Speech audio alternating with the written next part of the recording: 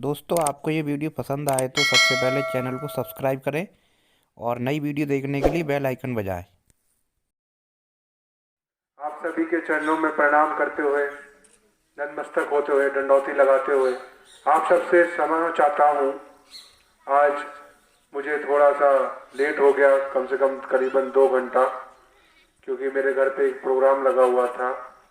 तो उसके लिए मैं आप लोगों से क्षमा चाहता हूँ और आभार प्रकट करता हूँ आप सब लोगों का कि आप सब लोगों ने मेरा इंतज़ार किया। तो आइए शुरू करते हैं।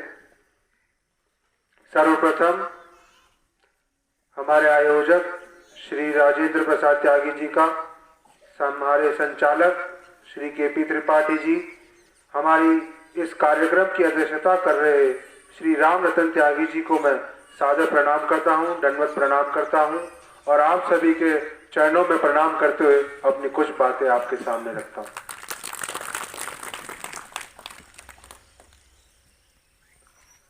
जैसा कि आप सबको पता है, 2022 में विधानसभा के चुनाव होने जा रहे हैं।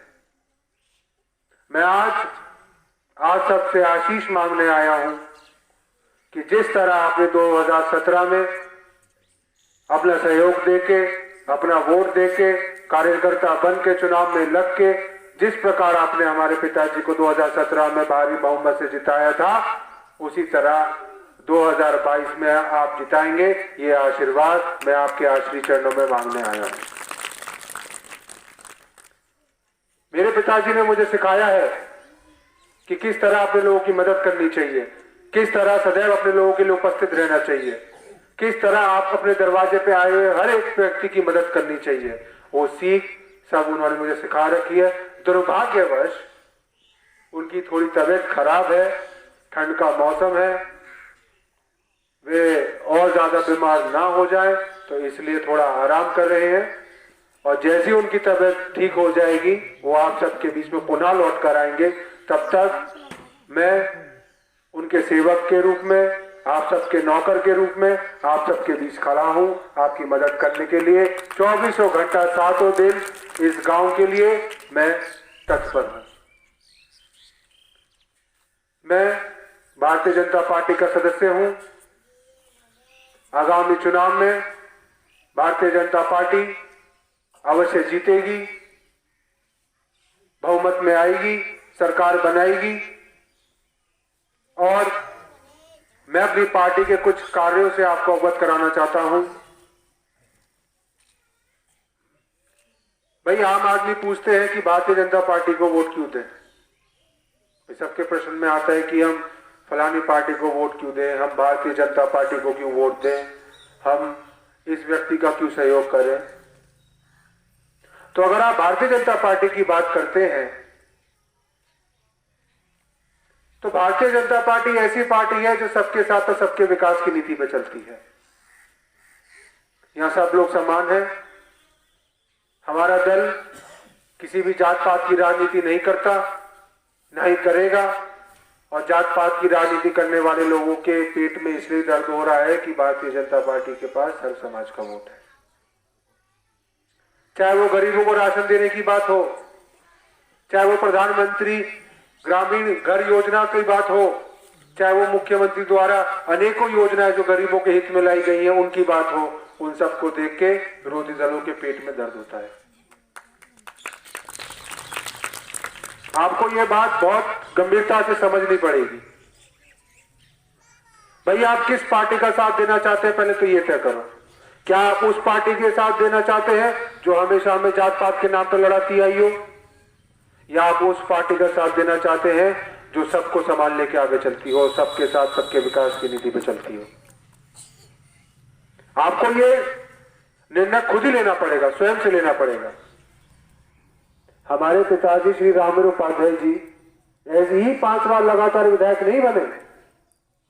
उन्होंने सर्व समाज की मदद करी, घर घर गए, जो लोग उनके द्वार पर आए, चाहे 7 बिरादरियों में से कोई सी बिरादरी का व्यक्ति हो, उन्होंने सबकी सहायता करी, सबका साथ दिया, कभी अमीर गरीब का फर्क नहीं किया और ये सब आपके सामने है। भाई, प्रत्यक्ष को प्रमाण की क्या आवश्यकता है।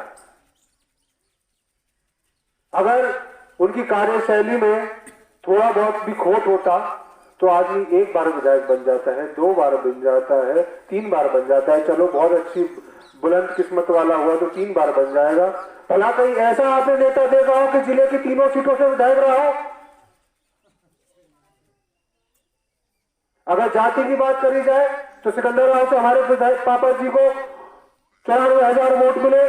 मात्र वहां 10,000 ब्राह्मण है और तो भी 94,000 वोट पड़ा। सादाबाद में हमारे पिताजी को विधानसभा चुनाव में 2017 के आप लोगों के आशीर्वाद से 94,000 वोट पड़े और उनकी जीत 30,000 वोटों से हुई। तो ये सब उनकी कार्यशैली का ही तो रिजल्ट है, ये उनके कार्यशैली का ही तो परिणाम है। तभी मैं कहता हूं प्रत्यक्ष को प्रमाण की कोई जरूरत नहीं। जिस तरह का 2014 में भारी बहुमतों से भारतीय जनता पार्टी ने केंद्र में सरकार बनाई, 2017 में उत्तर प्रदेश में महाविजय पाकर 324 सीटें पाई, 2019 में 2014 से भी ज्यादा लोकसभा में सीट पाकर भारतीय जनता पार्टी ने आदरणीय श्री नरेंद्र मोदी जी को अपना प्रधानमंत्री बनाया, भारत के वो प्रधानमंत्री बने। तमाम योजनाएं ऐसी हैं जो पहले आती थी केंद्र सरकार में पर वो गरीबों तक नहीं पहुंच पाती थी।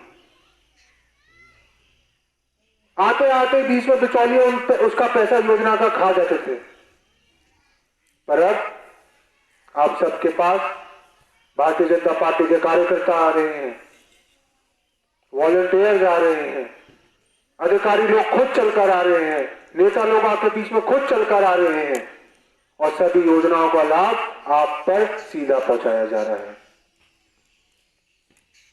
अनेकों कार्य और होंगे। जिस प्रकार हमारे पिताजी ने हाथरस जिले की ही नहीं उत्तर प्रदेश की बात करूं तो मैं, जिस प्रकार उन्होंने उत्तर प्रदेश में ऊर्जा विभाग का प्रभार संभालने के बाद बिजली के ऐतिहासिक कार्य किए, हर जगह बिजली की व्यवस्था अच्छी करी, 24 घंटा बिजली मुहैया कराई। जब किसान खेती करने जाते थे, ट्यूबवेल चलाते थे, मेरे ख्याल में कभी ऐसा तो हुआ नहीं होगा हमारे पिताजी के टाइम पे कि किसान खेत पे ट्यूबवेल चलाने गया और लाइट ना आ रही हो। हुआ क्या ऐसा? किसी को बिजली के बिल देने पड़े? एक लम्बते हाथरस की तीनों विधानसभाओं के बिजली के बिल हमारे पापा ने आदरणीय उस समय के मुख्यमंत्री से कह के माफ करवाए और जिसका लाभ आप सबको प्रति एक व्यक्ति को लगातार 5 साल मिला। कोई भी अधिकारी आपको परेशान करने आया हो, ये हमारे मंच पे आदरणीय बुजुर्गगण बैठे हुए हैं जो हमारे प्रेरणा स्रोत है, जो हमें सदैव आशीष देते आए हैं, जिनकी वजह से हम भारी बहुमतों से जीतते हैं। आपकी वजह से हम लोग भारी बहुमतों से जीतते हैं क्योंकि आप सबका हम पे प्रेम है। और इस प्रेम, इस विश्वास, यही एक दृढ़ निश्चय है जो हमें आपके बीच में बार बार आके आप लोगों का काम करने के लिए प्रेरित करता है। और हम हमेशा, जैसा कि मैं वादा करके आपके बीच में जा रहा हूं, 24 घंटा में से यह मत सोचना कि रात हो रही है या दिन हो रहा है, ठंड पड़ रही है या गर्मी पड़ रही है। आप लोग हमारे पास आओ, जो काम है सो करा के लेके जाओ। देखो, जब तक आप लोग बताओगे नहीं तब तक हम भी आपकी मदद नहीं कर पाएंगे। कोई बुजुर्ग बैठे हैं, बड़ी तकलीफ में है, तुम उनके पास 2 घंटा बैठ जाओ, 2 दिन बैठ जाओ, जब तक वो बताएंगे नहीं कि लाला मेरे घुटनों में दर्द हो रहा है, कि बाजुओं में दर्द हो रहा है, तो आप उनको किस डॉक्टर के पास लेके जाओगे? घुटनों वाले के पास लेके जाओगे, पेट वाले के पास लेके जाओगे? बतानी पड़ती है ना समस्या से पहले। तो कोई भी समस्या हो, 24 घंटा, 7 दिन, महीने के 30 दिन, साल के 356 दिन, 365 दिन, आपका जब भी मन हो, जो भी काम हो, छोटे से बड़ा, आप आओ हमारे दरवाजे पे या हमें बुला लो अपने दरवाजे पे, चाय पिला दो या पानी पिला दो या रोटी खिला दो या मठा खिला दो, वो तुम्हारी इच्छा है। अपना काम बताओ, हमारी तो बस एक ही चीज है, एक घूंट पानी पिला दो बस। और सभी के लिए बात कर रहा हूं मैं, सातों जातियों के लिए बात कर रहा हूं मैं। कभी हिचकिचाना मत अपने छोटे भाई को पानी पिलाने में, क्योंकि ये तुम्हारा भाई बिल्कुल एकदम इस मामले में लक्कड़ फकीर है, कहीं भी पानी पीता है, मजे से पीता है।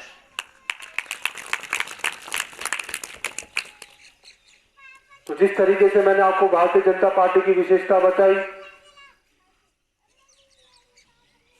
हमारे पिताजी के कार्यशैली से आप सब अवगत है, तो इसलिए आज ये छोटी सी मीटिंग बुलाई आप लोगों को ये बताने के लिए कि आगामी चुनाव में 2022 वाले विधानसभा चुनाव में हमारे पिताजी श्री रामवीर उपाध्याय जी चुनाव लड़ने जा रहे हैं। आप सबके आशीष की, आप सबके सहयोग की हमें भरपूर अभिलाषा है और आपका साथ चाहिए, ताकि सबका साथ मिलेगा तभी सबका विकास होगा। 2022 में सादाबाद विधानसभा चुनाव में एक नया चिराग चलेगा, जो आप सबके अविकास की जो नदी बह रही थी, अविकास जो रुका हुआ था आपका विकास, उस विकास की गंगा को बहाएगा। तो इसी के साथ मैं आप सबसे दोबारा क्षमा मांगता हूं लेट आने के लिए। आज हमारे घर पर एक महान संत का आने का प्रोग्राम बना, तो उन्हीं के कार्यक्रम में मैं लेट हो गया। मैं आपसे फिर से क्षमा मांगता हूं और आप सबसे विदा लेता हूं। बहुत अच्छा लगा, आप सभी लोगों ने मेरा इंतजार किया, उसके लिए धन्यवाद। अब मैं आपको वचन देता हूं, भले ही किसी मुसीबत में फंस जाऊंगा तो बात दूसरी है, वरना अगली बार से 1 घंटा पहले ही आपके बीच में बैठ। इसी के साथ आप सभी को प्रणाम करते हुए, आप सभी का धन्यवाद करते हुए, मंच पे बैठे सभी बुजुर्गों का धन्यवाद करते हुए, हमारे चाचा श्री सुभाष शर्मा जी का धन्यवाद करते हुए, हमारे बड़े प्रिय श्री के.पी. त्रिपाठी जी, हमारे अंकल जो हमसे बहुत प्रेम मानते हैं, उनको प्रणाम करते हुए, हमारे जिन्होंने हमें यहाँ बुलाया, हमारे बड़े भाई श्री जितेंद्र त्यागी जी, उनको प्रणाम करते हुए, उनका धन्यवाद करते हुए, और यहाँ जितने भी छोटे नन्हे बालक आए हैं, जिनको एक अच्छी शिक्षा, एक अच्छे स्वास्थ्य और एक अच्छे व्यवस्था की जरूरत है, जो कि हम लोग आपको मुहैया करवाते आए हैं, उन सभी को प्रणाम करते हुए, आप सभी के बुजुर्गों के प्रणाम, आप सभी बुजुर्गों के चरणों में प्रणाम करते हुए मैं आपसे इसी मंच पे अब विदा लेता हूँ। जय हिंद, जय भारत, और एक बार दोनों हाथ उठा के जोर से जय घोष करेंगे।